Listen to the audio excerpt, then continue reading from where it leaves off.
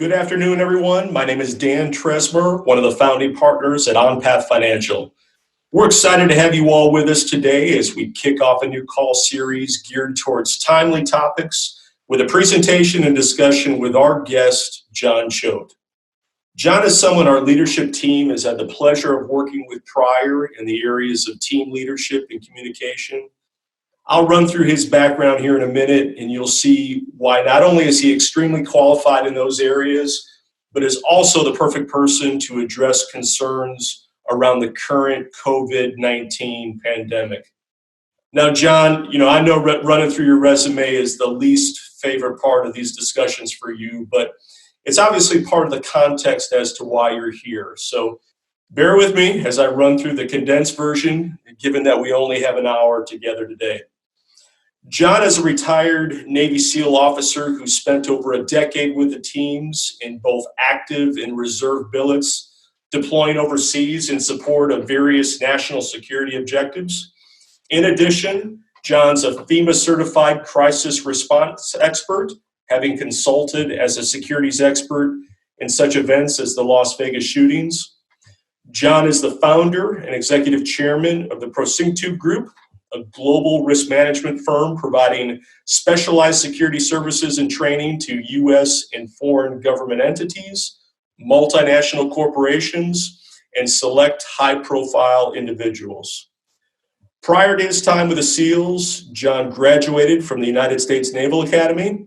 He's gone on to round out his education with a master's degree in national security studies from Cal State San Bernardino, an MBA in finance from Columbia University, an MBA in strategy from the London Business School, and a certificate in hotel revenue management from Cornell University. So with that, I'd like to welcome our special guest, John Choate. Can you hear me, everyone? So John, welcome. So, it's you were fortunate. I know the part of these discussions that you dislike the most are walking through your background and your resume. So I've already gone through that with everybody. Thank you so much for the opportunity to be part of this call series. We're honored to have you with us tonight. So I'll let you take it away. All right, appreciate it. Okay, so hello everyone. Thanks for carving some time out to join us on the call here today. I'm going to preemptively apologize for any background noise. I mean, upstairs, my wife has assumed the role of like a prison corrections officer who continues to try to extinguish what sounds like an inmate riot between our 9-year-old and 7-year-old. But before I start, just a quick word on the bio/resume. I understand the importance of them. They do establish credibility, but I'm also not a huge fan of them in one respect, and that's that, what they reveal is suggestive, but what they conceal is vital. I don't have to go into my so-called reverse resume here in its entirety this morning, but, as an example, it's always easy to reference, for example, my undergraduate time at the Naval Academy as being a foundation honor scholar, part of the NCAA Division I water polo team, and also one of 16 selected from 104 candidates to attend SEAL training. Conversely, it's probably a bit more informative to tell you that I also graduated 923 out of 957 in my class. I only played one season of water polo due to an unsatisfactory grade point average per NCAA standards. And I also stood 177 days of restriction for a whole variety of conduct offenses. So it turned out that apparently I'm not a big rule guy, which did not play particularly well at Annapolis. But I digress, and back to the topic at hand here. So here we are, the era of coronavirus. To add a little levity to what is really an otherwise serious situation, whoever said one person can't change the world clearly never ate an undercooked bat. And the concerns and the fears that are all manifesting for each of us right now at this time, I think they're fundamentally rooted at the confluence of two key areas. That's communication and experience. And I think it's important to take a few minutes here to unpack each of these. So let me start with the communication piece first. So demonstrably, I think a root cause of most problems in the world is bad or lack of sufficient communication. Whether it's between employees, between spouses, between nations, et cetera, et cetera. George Bernard Shaw, he aptly pointed this out when, he wrote once that the single biggest problem with communication is the illusion that it has taken place. And to this very point, this is why we've all sat in conference rooms and, at the end of a meeting, the manager says, hey, so, we're all good, right? And then everybody nods in agreement. And once outside the door, we turn to our closest colleague and ask, what the heck are we supposed to be doing? And even young children are intuitively aware of the power of communication. At times, they manipulate it by employing, what we all understand as the silent treatment, which is patently the lack of any communication. And they do so because intentionally or otherwise, what the silent treatment does is it stimulates the human tendency to first fill in the void, and then to do so by, defaulting to whatever the worst case scenario might be. And truth be told, even as adults, we're afflicted with this tendency. For example, if we take the innocuous text message that you've sent to a friend or a colleague of yours that you haven't heard from in some time, and you write something like, hey, Mike, haven't caught up in a bit, it would be great to chat. And then an hour goes by, there's no response, and now your thinking starts to devolve, and it kind of does so at an exponential rate. You first say to yourself, I wonder if my text message went through. Then a few hours later, your thinking becomes, how come Mike hasn't written me back? Is he angry with me about something? Then the next day was still no response. Now your thinking starts to resort to, I bet Mike is miffed about that argument we had a few months ago, and that's ridiculous. And then, it ends up somewhere, with you saying, I'm done with Mike. I'm trying to communicate with him. He's being disrespectful to me, and I'm not going to waste my time on him anymore. And then lo and behold, it's right around that time that your phone buzzes in. You receive a text from Mike, and, it says something along the lines of, hey, I just got your message. Apologies, I've been on a backpacking trip or out of cell coverage, and great to hear from you. Let me know if you got some time to catch up this morning. And then, of course, once again, balance is restored and all is right in the world. And if I use the SEAL teams as a benchmark for an optimal performing entity, given that they do have to operate with virtually no margin of error, and also notwithstanding the fact that, every so-called game that they play is an away game. So each SEAL platoon, during its standard 18-month training cycle, before their 6-month deployments, they spend the very first 2 months of those 18 months, so 60 days straight, on the communications block of training. And SEALs hate it. And they hate it because, well, it's obvious why they hate it. They hate it because they're not jumping out of airplanes or diving or anything like that. That's also not really relevant. The reason why the communications block is the first 2 months of the 18-month training period is because the effectiveness of everything else that they do is predicated on them getting the communications portion correct. And the mantra that they're taught at kind of a broad level is called artful communication, meaning ART. And that means that anything communicated, it must be accurate, it must be relevant, and it must be timely. Now, the current and ongoing communication issue regarding coronavirus and mitigation measures and everything, it's certainly exacerbated by the media. And right now, in this period of time, we are so inundated with gobs of information that is readily accessible at our fingertips 24 hours a day that it really does raise everyone's stress levels, and therein confusion manifests, and certainly frustration, and perhaps even panic at times. Now, I'm not here to demonize the media. Frankly, I think they do that well enough on their own. But by the same token, I think it's really important to reaffirm a few absolute statements of fact here, right? So first and foremost, media outlets, they are in fact for-profit businesses, and therefore they require consumer stickiness to survive. So in this day and age of 24/7 coverage, in order to maintain that consumer stickiness, they do have to provide kind of ongoing and sensationalized information. I mean, if they report boring stuff in a boring manner, folks just click somewhere else with the smallest flick of their finger. And that's why, each of us, we could write the script on what the backroom discussions are between, producers and editors. Hey, don't say that the number of positive virus cases has increased. That's just too passive a word. Like, use the word surged or the phrase dramatically climbed, because it'll keep people on the hook. And, while you're at it, avoid any commentary on the fact that the number of cases has, dramatically climbed, is also because the number of tests being performed has also dramatically climbed. So, the media absolutely has to sensationalize. I mean, it's their job. I mean, by their very nature, they report the one plane crash, not the 3 million plane landings. And let me give you 2 current examples.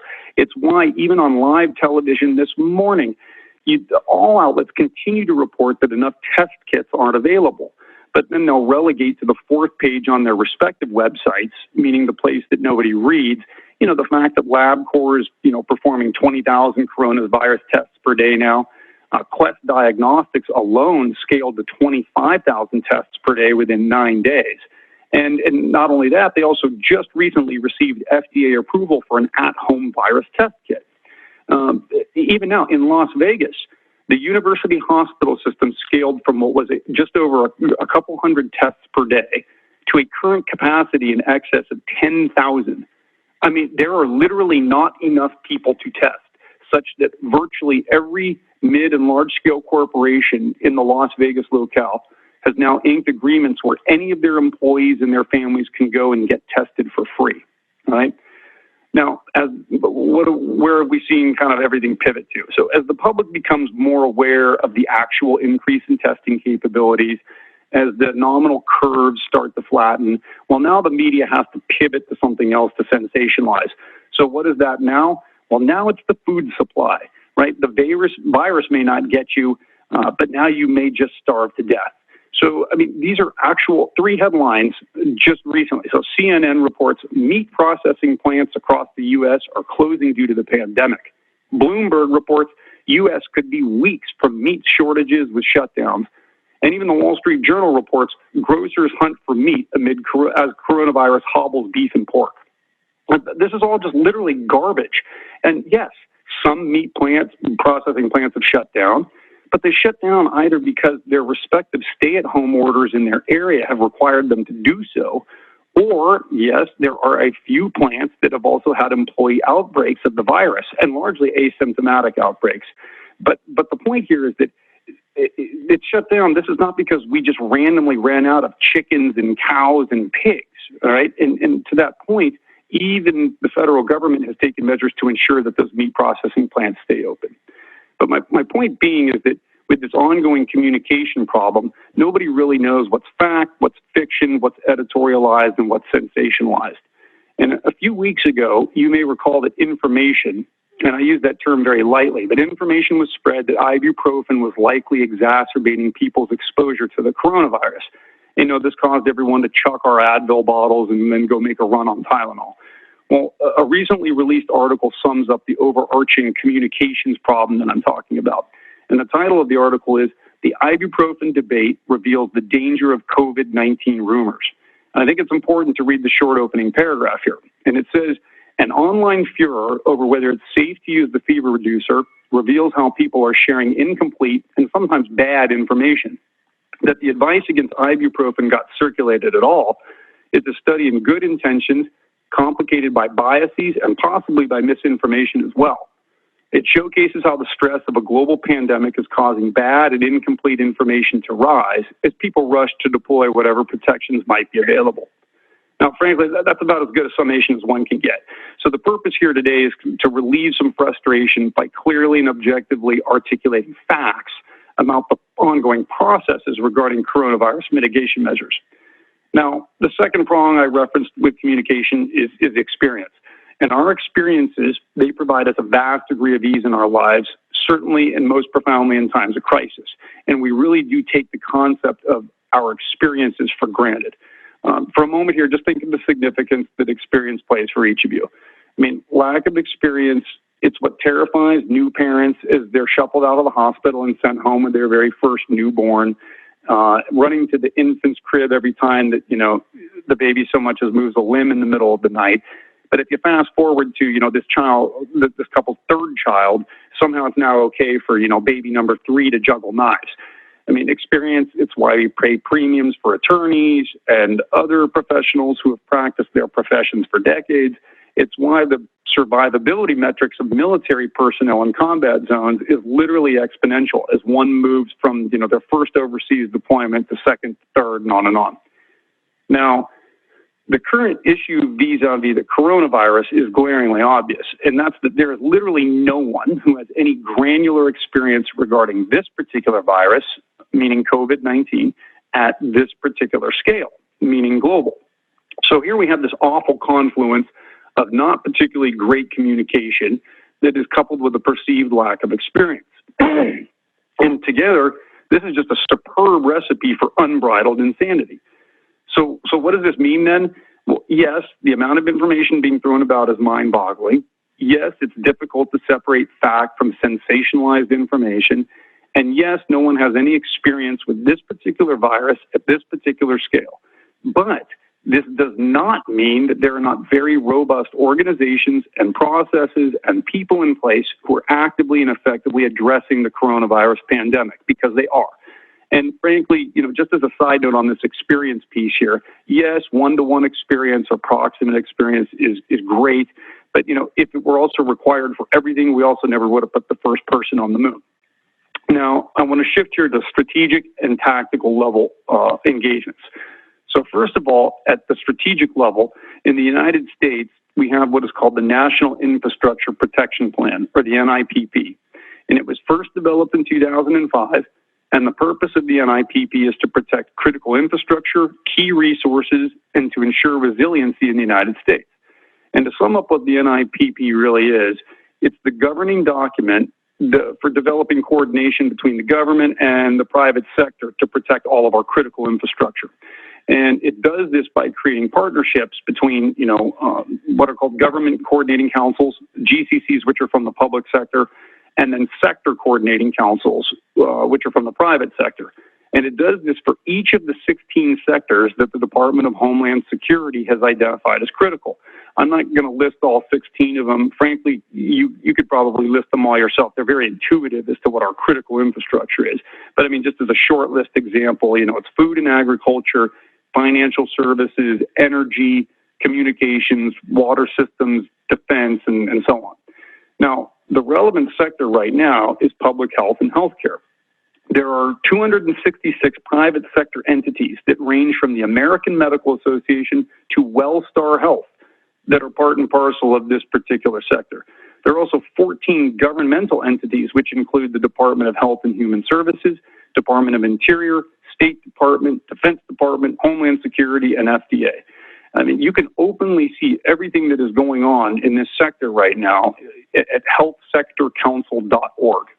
Now, my point here is that every day our taxpayer dollars subsidize millions of government employees at the Treasury Department, at the Department of Health and Human Services, and Department of Energy, and Department of Agriculture, and Defense, and on, who literally spend the entirety of their professional lives designing and developing courses of action to protect our country's infrastructure from terrorist attacks, from viruses, from transportation issues and energy disruptions, and on.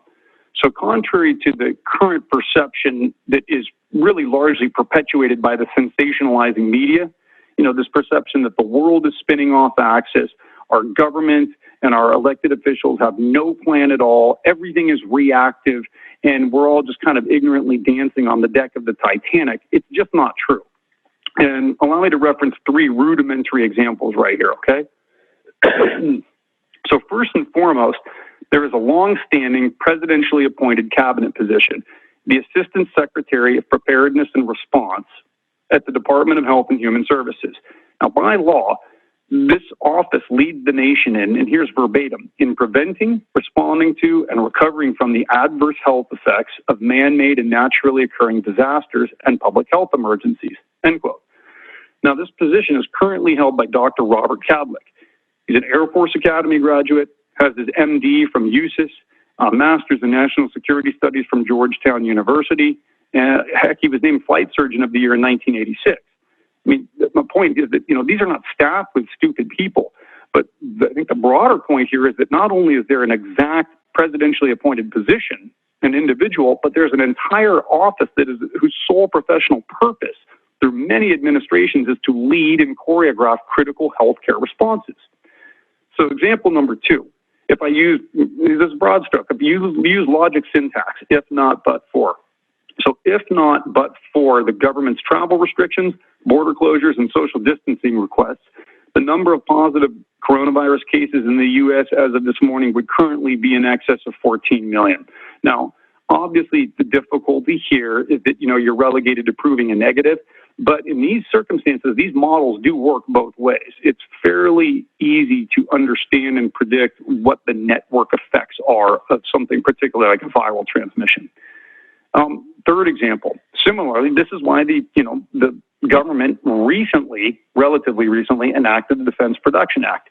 And again, the DPA, it was only enacted for the procurement of virus test kits, as well as, other PPE equipment, necessary equipment, masks, face shields, ventilators, respirators, et cetera.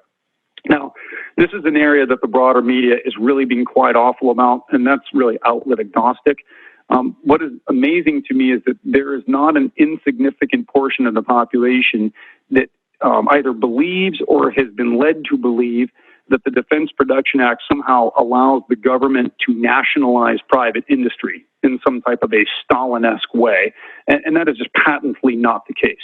I mean, all the Defense Production Act does is it merely just compels private industry to sell certain designated materials to the government first, right? But equally important, it also allows the government to impose wage and price controls so that subsequent potential price gouging doesn't materialize, so we don't end up paying $150 for a roll of toilet paper.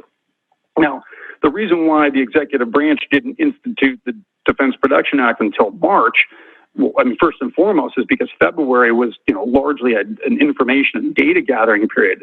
Many people forget that, the first week in March, there were only 102 coronavirus positive test cases in the United States. But the reason why, it wasn't enacted until March is because it wasn't necessary. All private sector entities that could and were manufacturing necessary designated materials, they were already providing them to the government first anyhow, right?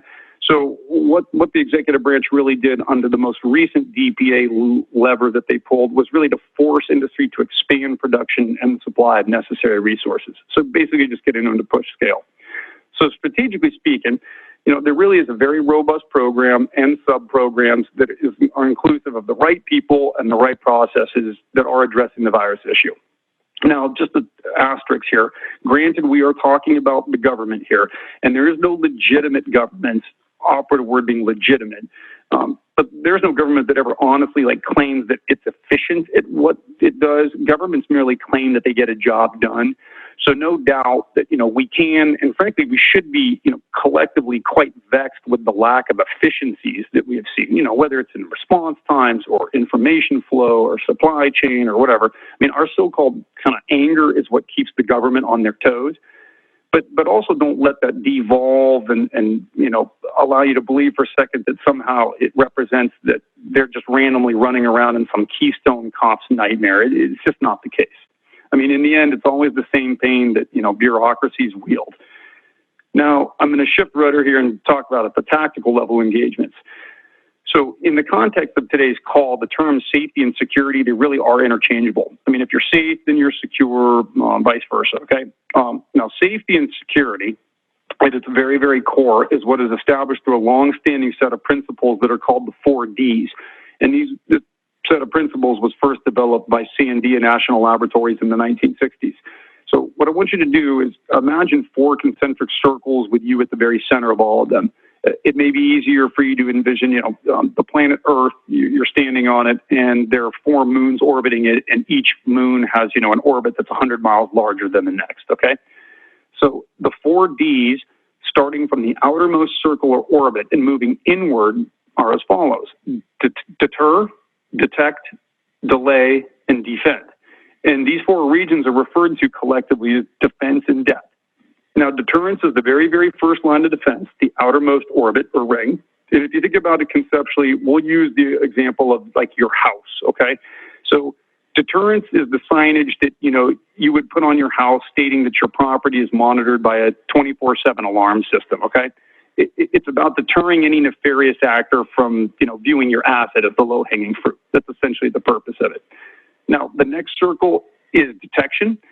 Using the example again, it's the notification system, that something isn't normal. It might be a motion detection light that comes on in your yard, a ring notification on your phone that someone is approaching the door. I think you get the general idea.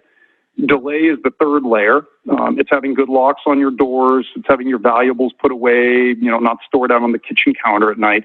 Conceptually, what the delay piece is about, it's just about delaying a perpetrator from easily consummating their act. And then, of course, the final layer is defense. In today's day and age, from a broad stroke security perspective, this is typically calling 911. This is also, it's also largely predicated on what your personal degree of comfortability is in contending with an issue or engaging a perpetrator. I mean, if you're an EMT or an RN or an MD, obviously you have a block skill set that allows you to contend with several issues that would not necessitate you calling 911. I mean, similarly, my wife, Tammy, is a classmate of mine from the Naval Academy. She's a former Marine Corps officer with combat tours in Iraq. I mean, if somebody breaks into our house, we're not calling 911. I'm quite certain that we can address the issue ourselves. But anyhow, back to the 4Ds here. So what you are seeing right now regarding the coronavirus mitigation measures is it's quite literally in lockstep with the 4Ds. So number one, outermost ring is deterrence. Deter the virus from additional entry points. And they do so by closing down the borders. Then it was restricting travel first from Asia, then soon after from Europe, then it was reducing inter and intrastate travel mediums. Number two, detection. This was obviously at a macro level identifying where the centers of activity were. So initially this was Washington State, then New York, and then California. Certainly, the centerpiece of this detection ring is actually detecting the virus through the procurement and the deployment of test kits, right? Number three is delay. To delay the spread of the disease. And this is the sole purpose of social distancing. And similar to kind of a point I made before, it is really amazing to me that there is a not insignificant portion of the population who, again, either believes or has been led to believe that the purpose of social distancing in some type of conspiracy theory-oriented way is really, it's really like some type of government subplot to remove all of our civil liberties, or that it's really the manifestation of the government having no idea what they're doing, and so they just want everybody to kind of be quiet and go to your rooms while they try to figure out what's going on. And that's just patently not the case again. I mean, social distancing, the purpose is to delay and deny the spread of the virus so that centers of activity can be controlled, detection capabilities can reach scale, and so that the healthcare system isn't overburdened with a massive influx of positive cases. And certainly so that it's not overburdened, because Chaz and Lyndon contracted the virus and they jam up 2 tests and 2 hospital beds and 2 ventilators because, they just had to blow off steam from their tough spring semester, and they had to go do keg stands with all their frat brothers in Daytona Beach. Now, I digress. Number 4, the fourth circle is defend. Certainly the consummation of this, will be the development of a vaccine, which is being worked on by dozens of public and private organizations. More likely in the short term, though, it'll be the development of a specific treatment regimen.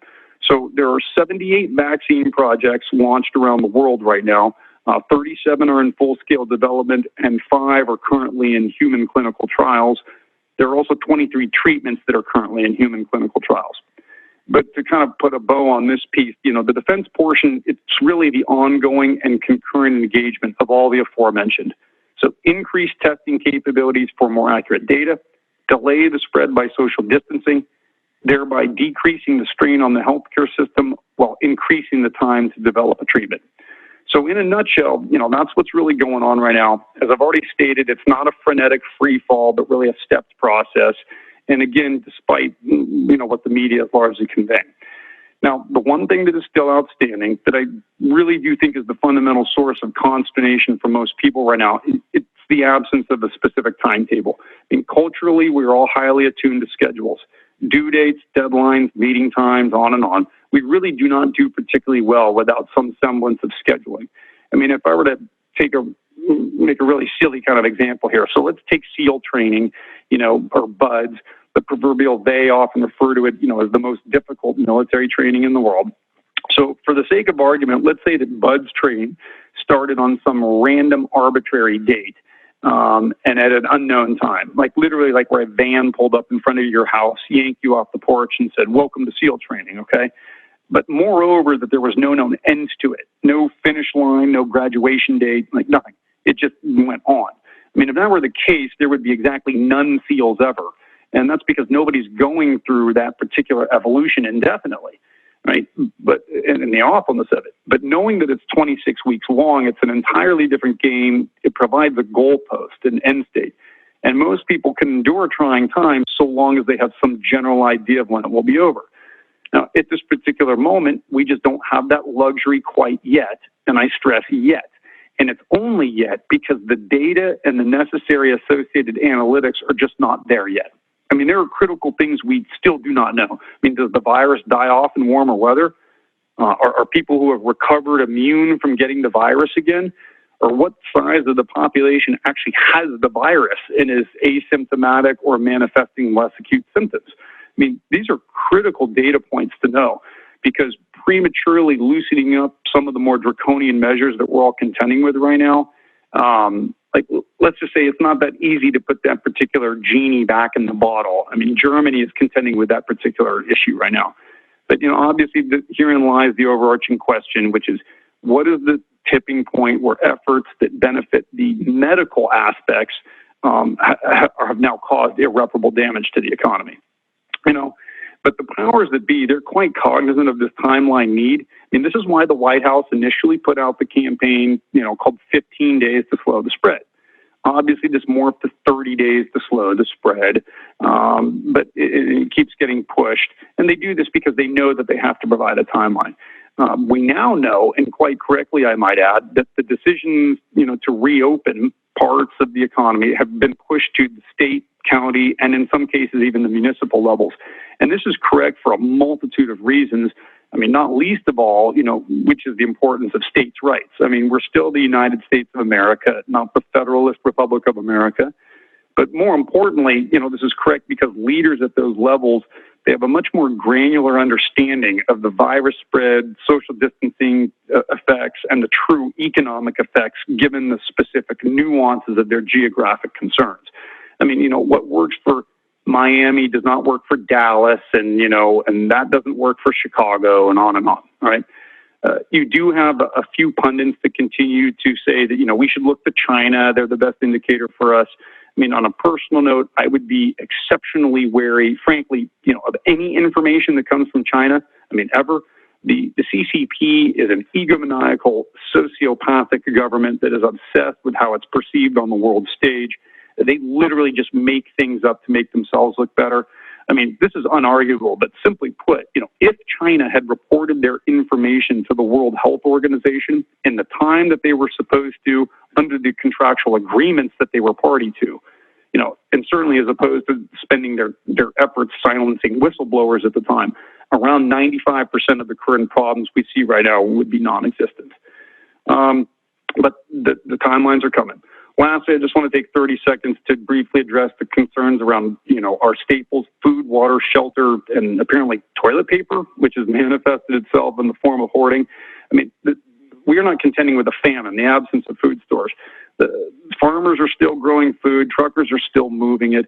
You know, the only thing we're contending with is just a supply chain bottleneck, and supply chains are in the process of shifting accordingly. I mean, you know, the difference is where mouths are being fed is what's shifted. Children aren't receiving anywhere from 1 to 3 meals a day at school and are being fed at home. Likewise, we're not patronizing restaurants and instead are eating at home. So this has just created short-term shortages at grocery stores. And so the B2B supply chain, you know, whereby food that's normally delivered to restaurants, it's in the process of being shipped to the grocery stores. But there's plenty of food, plenty of water, no need to hoard the toilet paper. So kind of to wrap all this up, to sound cliched, but it's true, we are definitely living in some interesting times. I promise you nobody's sitting around to themselves saying, you know, we have no idea what we're doing, or what can we do to straighten this out or make it more burdensome, and also what can we do to really damage the economy and our way of life in the long term. I mean, to the contrary, what you're actually witnessing is the very opposite of that. It's just hard to see kind of the processes that are built in through all the white noise out there. So 3 takeaways, you know, stop spreading the virus, stay at home, stop spreading the panic, don't resend that text or link, you know, unless it's verified and legitimate and absolute. And of course, stay informed, but not glued to the news. Nothing beneficial comes from that. And remember that this too shall pass. So I hope that you'll have a fantastic week.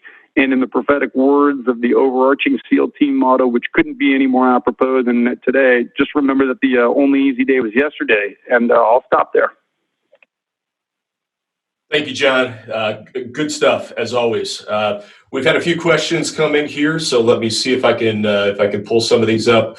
One is regarding testing, and you mentioned the advancements that we're making there. Specifically asking about fall, which I think part of that question is around the speculation that there could be some other issues in the fall, especially with the confluence of the seasonal flu.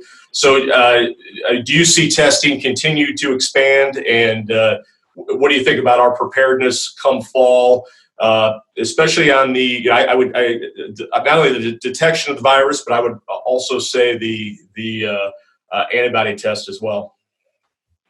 Yeah, I mean, the testing is important, for two different reasons. I mean, at the most fundamental level, it's to be able to determine if somebody actually has it so that the proper, treatment regimen and care can be applied at the individual level. Now, at the macro level, the testing has to increase, will continue to increase, both to understand the network effects of really, how does this transmit? I mean, we know that it's respiratory based, okay? And we know that, is it aerosoled or is it just purely like through breathing components? And is 6 feet good enough or is it 15 feet is what's necessary? Because those are the data points that allow a more robust, more detailed and accurate kind of process for reopening and what the quote unquote new normal is. It will determine how many people can go into a restaurant until such a time as there is a vaccine or such a time as herd immunity takes hold. We don't know what's going to happen in fall because we haven't been there yet. I do, though, not to sound like a negative ninja, think that it is important that everybody, in a trust but verify type of a way. It's always to also kind of plan for the worst and hope for the best, which is that, sure, there's going to be a resurgence. We know that there is going to be a second wave because as the economy reopens, by its very nature, there is going to be an increase in the number of cases, all right? That is going to happen. But it has to happen. It has to happen because we can't have this polarization between the medical community, which would love everyone to just stay at home until such a time as the virus is completely eradicated. And then you have the economic theory too, which is that, hey, look, it sounds calloused, but, every life is not what's the word I'm looking for to not sound awful on this? It's not priceless. If that's the case, I read the other day a great example for it. If there is a small town and there's one stoplight in this town and, or one intersection in this town, and this intersection is responsible for, 3 deaths a year, okay? And somebody comes in and for whatever reason, for the sake of argument, it's going to cost $10 million in order to restructure this intersection and put in lights and whatever else it might be in order to stop to trend so that there are 0 deaths that are associated at that intersection. Okay, nobody in this town doesn't have $10 million to do this. It's a small little town. They're not going to expend that amount of money and raise, everybody's taxes to subsidize this $10 million payment, so on and so forth, in order to save what are 3 lives a year. That's an economist's look at it, right? So this concept of that, every life is, except there's a Pyrrhic victory kind of components to it. That's the reason why the testing needs to keep going. It needs to expand because it is going to allow for those types of awful decisions. Should they be made, when they need to be made, at least they can be made with the best information that is available. Otherwise, we're just throwing darts in the dark at a board somewhere and have really no idea what's going on. I have no idea if that remotely answered your question, but I try to do my best job of tap dancing around it. No, that's great. That's great. Next question here. You had talked prior about the importance of dosing our media consumption properly. Question here regarding where do you go for your information and updates, knowing that there's bias in here in a lot of those different sources.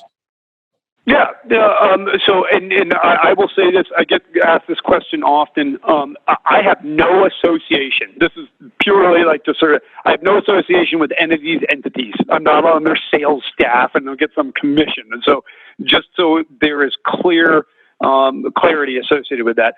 So for my news consumption, all right, I use The Economist, but there's an asterisk here. I use The Economist, the digital subscription for it, because, you know, as most of you, I'm sure you're aware, The Economist is just generally a weekly publication. That's not enough in today's day and age. Moreover, their digital subscription is absolutely extraordinary. Their UI, UX, or user interface, user experience on the iPad, on the iPhone, is incredible. I find them also in the past couple of decades to continuously be the most objective kind of reporting entity for global, regional, national, even subnational interests and aspects to it. And if you do want an editorialized piece, you actually have the option of flipping to the editorial section, right? So I think they even have a superb part that they've spread out exclusively just for COVID-19, for data information that's associated with that. And so that's kind of who I use as my primary source for data, for like hard numbers. If you want to know kind of without, a bunch of kind of frosting that's put on it, so to speak. The website worldometers.info is exceptional. It is one of those websites that, if you want to find out exactly how many coronavirus cases are, what are tax concerns and issues, greenhouse gas emissions, and on and on and on. It is one of those websites where you could sit down there with a glass of wine and find yourself 6 hours in just going down a whole bunch of different interesting spider holes. The thing I do like about them is that, again, they are agnostic. They are very, very objective in the information that they put out there. It's really just a data aggregator, and the interface is very intuitive and easy to use and collate as you want.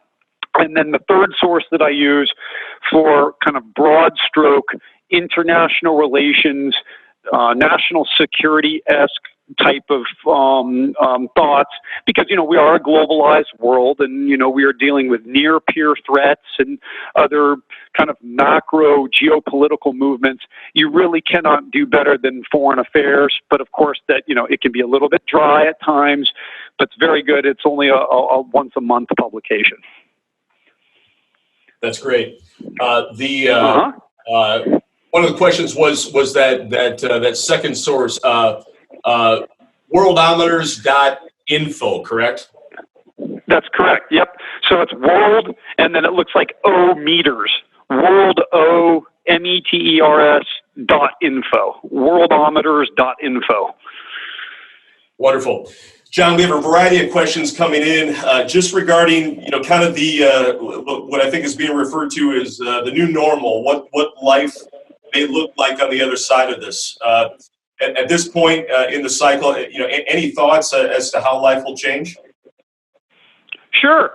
I mean, first of all, I have a whole bunch. I'm trying to sift through the kind of the follow-up that, I think is prudent, and that I've also been asked to develop to this presentation, which is really to kind of go through, okay, what are 4 or 5 lessons that we should learn from this or take from it? And then what is likely to change?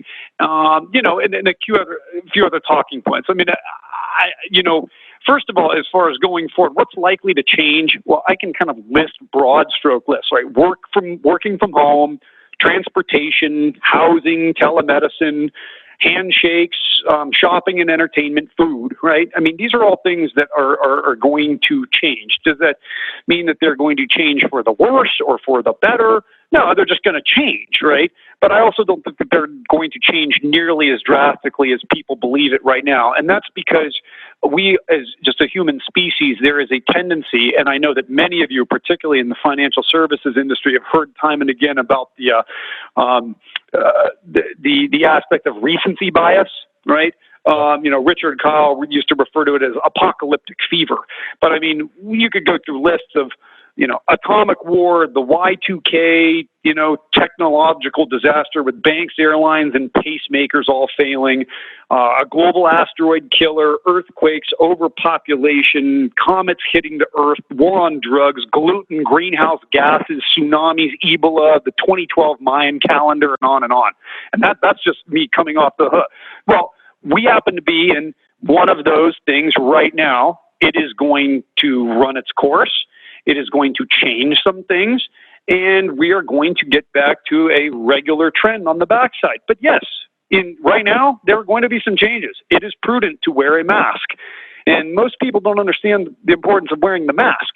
The mask is not going to stop you from an inhalation component that is not going to stop you from getting the virus. That is not what it is. What the mask does do, unless it is a true N95 mask and hermetically sealed. What you wearing a mask does do is it has a much more marked effect on you being an unknowing carrier of COVID-19 that's asymptomatic or something. It arrests you from passing it on to somebody else. So it's really quite a selfless act by wearing the mask. So wear the mask. Whoever thought how great it would be to be in a world full of ninjas, right? So those are things that are going to change there. I think that, when we talk about telemedicine, I think that is an extraordinary thing. But honestly, I used it for the first time a couple of weeks ago. I think for the working from home, there are going to be benefits that are associated with that. There are going to be economies of scale that are certainly realized. And then we are also going to start seeing here sooner than later in a more pronounced fashion some of the downsides that are associated with working from home. I could spend an entire call kind of discussing or talking about that, but these are changes that are going to come into place. They are, again, the only constant is change. And so it's just embrace it. What's the alternative? Stomp your feet and whine about it? Okay, well, that doesn't help anyone anywhere at any time, though my 9-year-old would definitely not agree with that statement. That's some good insight. So similar question. We have a question that just came in here from a high school. So similar type thing about what the new normal looks like. She's asking, what should she specifically tell her students about what their future may look like? So similar question, but directed to a high school audience. To a high school audience? Oh, I think that first of all, the message is that, again, I'm going to try my best right here. And please, thank you for the job that you do. I now realize how ill-suited I am to be a teacher. And I also do think that there is a tendency for teachers to lie when they say that my child is wonderful and is a pleasure to have in class. So, but that being said, as far as the messaging, I think, and certainly at the high school level, but I have this, so teachers, obviously the importance is to teach whatever the content is that is being developed and designed. It is also, and specifically at the high school level, very, very delicate because you are also a leader. And a leader, I think it's important to kind of define between let me explain what I mean between a leader and a manager. Management is taught. We know that it is. It's like a master of business administration, like how to administrate, how to manage. Leadership is not something that I think really can be taught. And empirically, if it could be, then in theory, you could take the most introverted person of high aptitude and make them an inspiring leader. And I don't think that works. I think it comes across like a, CEO or leader by Barnes and Noble. All right. But in these types of situations, it's very easy to be a leader when everything is great and the sun is shining and the economy is perfect. But where true leadership comes out, and teachers are very much in leadership positions, it is to be able to bring a sense of calm, a sense of context, and a sense of understanding as to what is going on. And that is much more difficult to do than just kind of referencing a few words here. So, and again, people, regardless of what their age is or their life's experiences, they're not intrinsically stupid. They may not be classically educated or have a whole bunch of time on earth, but they can smell unauthentic kind of verbiage or stuff from far away.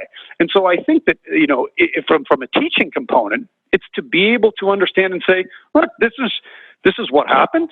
This is what our government provides. Governments are not perfect, not by a long shot, and certainly ours aren't, right?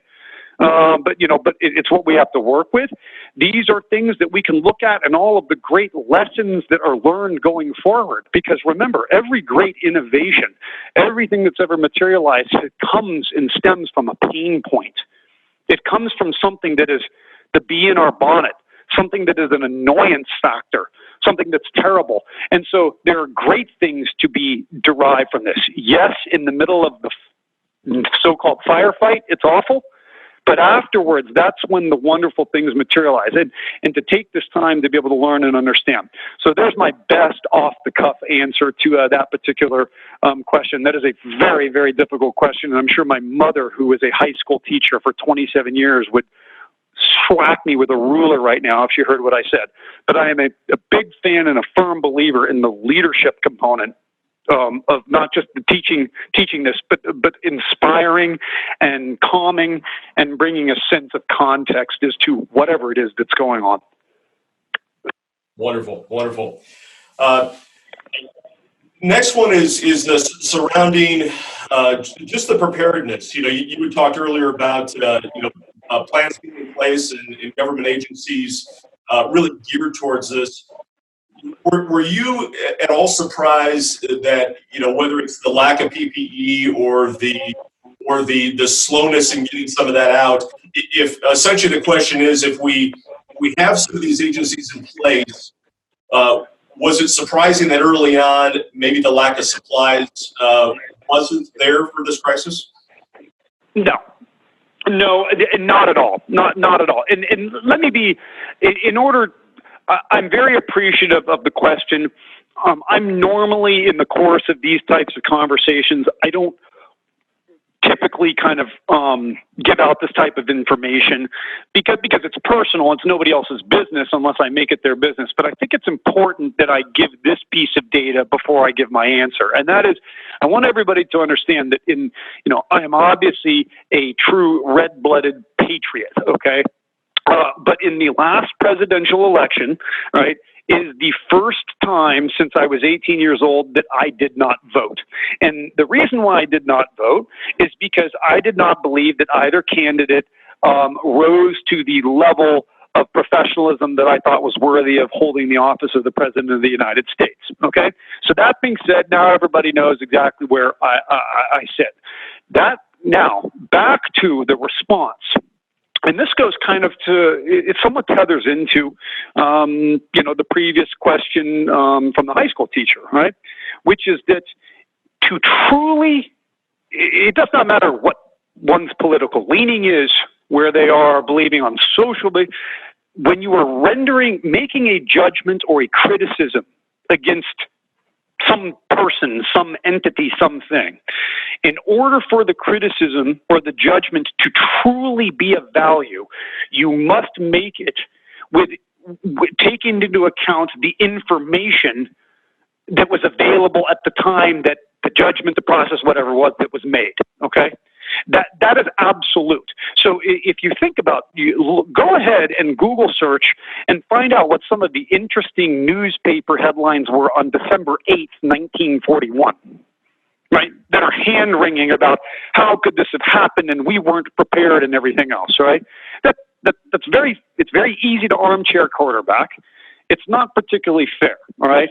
So I do not believe, I think that the response, all things considered, was pretty good given the information and the reasonable expectations that existed at the time. And I do not believe that if you had Hillary Clinton, President Obama, any of the Bushes, Ronald Reagan, JFK, or Abraham Lincoln in the office, I do not believe that the response that we have seen materialize would be measurably different under any one of those individuals as the President of the United States. Where you would have seen the difference is of course, on the levers that were pulled and the allocation of financial tranches afterwards. That's obvious, okay? But as far as like the timing and the measures and everything else going forward, there would be no measurable difference at all. Then I want to add in a second piece to this, and to kind of paint a picture here. So let's just take, for the sake of argument, a political spectrum. And on one end, let's go back to 90 days ago, or it'll be 3.5 months ago. So on one end of the political spectrum, there is a group of people who are absolutely dead set on the significance and importance of a $2 billion wall to build on the southern border, okay? And at the other end of the political spectrum, you have another group of people who are hand-wringing about the Green New Deal, right? And carbon emissions and so on and so forth, and, cow flatulence, right? So at both of these entities, on both ends of the spectrum, are spitting venom at each other like nonstop, incessantly. Now imagine that you walk in between these two different people or parties or entities, and you knock on the door and you say, "Hey, excuse me, I just have one question here. Can you guys just pause for a sec? I was wondering, could we cut off $2 or $3 billion? And I think that we need to kind of beef up our stores and our processes and put some engagements in for a potential virus pandemic spread." Just imagine what you would have been laughed at and told to get the heck out of by both entities at that particular point in time, if that was presented right there. So that being said, it kind of tethers into one overarching thing that is obviously a background that I come from, which is that when it comes to safety and security, the underlying truth that is unarguable, that most people do take for granted, they don't really look at, you cannot protect against everything. You can respond to virtually everything, but you cannot protect against everything. So once you accept the truth, the veracity of that statement, then what you have to do is you have to put into place plans, policies, procedures, capabilities that allow you then to address issues as they come forward and as they materialize. So that is I hope that makes sense. I guess to wrap on all that, I would say that I think our preparedness was about what I expected it to be. But this was not remotely foreseeable, at least not in any type of non-binary way, okay? So I think that the response was as good as it could be, and certainly as good as could be, and the decisions that were made predicated on the information that was available at the time. So again, apologies for the very long-winded answer, but I try to give as much context to my thought processes as possible. So those are good thoughts. I'm going to kind of combine some questions here. We're having a few questions come in that I think is it's on everybody's mind. I know it's on my mind. Is we think through introducing things that we used to do. There's obviously goes through our mind a line between being reckless and being cautious. We have a lot of questions coming in with regard to travel. So, what are your thoughts on hopping on an airplane? So, as we think through the next few months, and as some of our ability to go out and about is broadened, do you have any general any comments on steps that can be taken? Where is that line between cautious and reckless? That's very, very. That's obviously a very, very personal and kind of unique. What one person considers reckless is not what another person does. That being said, we are not the hermit kingdom here, and we are people who do enjoy traveling. I mean, we just got a hotel room a couple days later part of this month down in in the beaches here and stuff for my daughter's birthday. So we've been very socially distanced. you do have to get out and about, all right? That being said, there are obviously, quote, new normal activities that you should apply, which is that, if you're, keep socially distanced, we're not gathering in big crowds. Obviously, I'm not sure why people weren't washing their hands as much before, but certainly, it's not to be, putting your sticky fingers on everything and then wiping them all over your mouth and so on and so forth. Obviously, that's interesting when you're dealing with 7-year-olds too. But, there are certain just modicums of cleanliness and distancing that materializes. You also have to take into account that restaurants, that barber shops, that theaters and hotels, in order for their own selves, for their own livelihood, they know that they have to be able to subside people's innate fears that are associated in the COVID-19 world. So they are going to go, well, at least reasonably are going to take great steps and go through great pains to ensure, to alleviate any overarching concerns that exist, whether it's all the emails and the notices that we get from the airline industry about the HEPA filters that they use, requiring all passengers to fly with masks, starting on May 11th, even to the point where they've X'd out all of the middle seats, which, by the way, if there is one extraordinary byproduct that comes from COVID-19, it's basically, and pardon my French here, the shit canning of the god-awful middle seat on an airplane, right? I mean, just for social distancing requests. But, I mean, those are really, I mean, it's just be smart. You know what's going to work well. Keep some distance. Go ahead and wash your hands. If you're out in the, until the other data comes in, go ahead and be selfless. Wear your mask, but go and enjoy and support local economies. Like when you can, go and order the food and pick it up for drop off. Bring it home and eat there. That's wonderful. That's wonderful. And I think that pretty much does it. John, I can't thank you enough for your insight in candor this evening. I know on behalf of a lot of people here, we have found this extremely insightful. Thank you for your service to this great nation. Thank you for everything that you do in the security and the preparedness realm right now. It's been an honor to have you here. And with that, I just want to thank everybody for joining us tonight. Again, look for future calls of this nature. And please, as always, stay healthy and safe. Take care, everyone. Wonderful. Bye-bye, everyone. Thank you, John.